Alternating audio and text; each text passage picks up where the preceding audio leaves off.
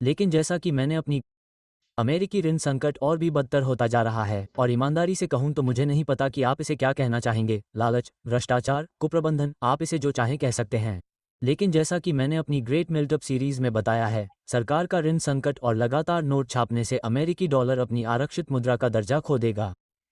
इसलिए मैं इस बारे में बहुत स्पष्ट होना चाहता हूं। लोग लेन देन के लिए अमेरिकी डॉलर का उपयोग करना जारी रखेंगे, हालांकि ये दुनिया की आरक्षित संपत्ति नहीं बनने जा रहा है।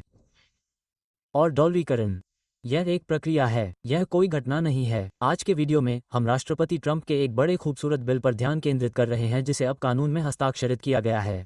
इसलिए दुर्भाग्य से ये बिल ऋण संकट को और भी बदतर बनाने जा रहा है, और समस्या को सुलझाने की कोशिश करने के बजाय मूल रूप से राजनेता आग में घी डालने का काम कर रहे हैं। और मैं आपको अभी दिखाना चाहता हूँ, मैं बस यहीं से शुरुआत करना चाहता हूँ। मुझे पता है कि कुछ लोग इस बिल की कुछ बातों से बहुत खुश हैं।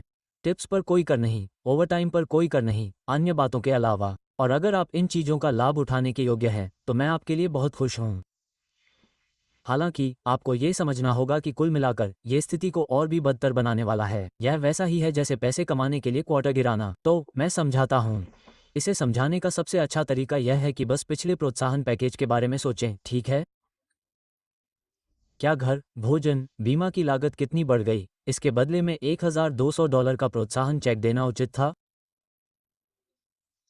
और मैं कहूँगा, ठीक है, ये सिर्फ मेरी राय है, मैं कहूँगा कि नहीं, हमें कुछ टुकड़े मिले और हम जीवन यापन की महंगाई में फंस गए।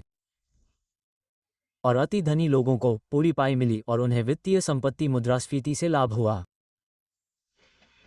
अब यह एक बड़ा सुंदर बिल बस उसी चीज का एक और उदाहरण है। तो कांग्रेस के बजट कार्यालय सीबीओ का कहना है कि यह एक बड़ा सुंदर बिल अगले 10 वर्षों में घाटे में $3.40 ट्रिलियन जोड़ने जा रहा है, जिसे मैंने लाल रंग में रेखांकित किया है।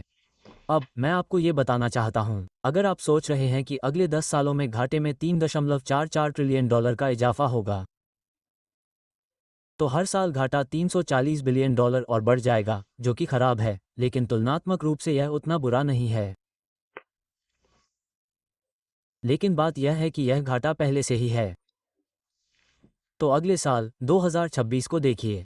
इस बिल से अगले साल हमारे घाटे में $500 बिलियन का इजाफा होने की उम्मीद है। ये बहुत बड़ी बात है।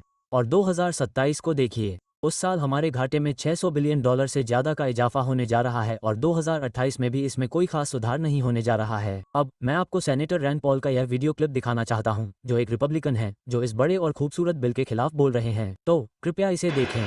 तो आप जानते हैं, इतना बड़ा और कम खूबसूरत बिल अब पास हो गया है।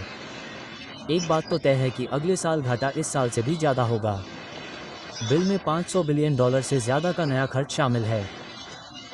और अंत में अलास्का सेनेटर का वोट पाने के लिए अरबों खरबों और अरबों डॉलर और जोड़े गए। अंत में अस्पताल के फंड के लिए कम से कम $50 बिलियन जोड़े गए। हमारे पास वो पैसे नहीं हैं, वो सब उधार लिए गए हैं। वो सारा खर्च उधार लेना होगा, और इस बिल से समय के साथ बहुत बड़ा घाटा होगा। और मुझे नहीं लगता कि ये आमतौर पर जिम्मेदार होता है। अब मैं आपको ये दिखाना चाहता हूँ। संघीय सरकार पर अभी $37 ट्रिलियन का कर्ज है, और इसमें बिना फंड वाली देनदारियां भी शामिल नहीं हैं। ठीक है, तो इस साल क्या होने वाला है?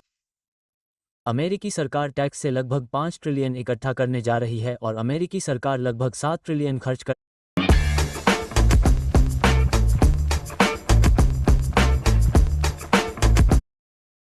7 ट्रिलियन खर्च करने जा रही है, जिसका मतलब है कि सरकार $2 ट्रिलियन का अंतर उधार लेने जा रही है। दूसरे शब्दों में, सरकार इस साल $2 ट्रिलियन के और कर्ज में डूबने जा रही है। और अब इस बिल के पास होने के बाद अगले साल स्थिति और भी बदतर होने वाली है।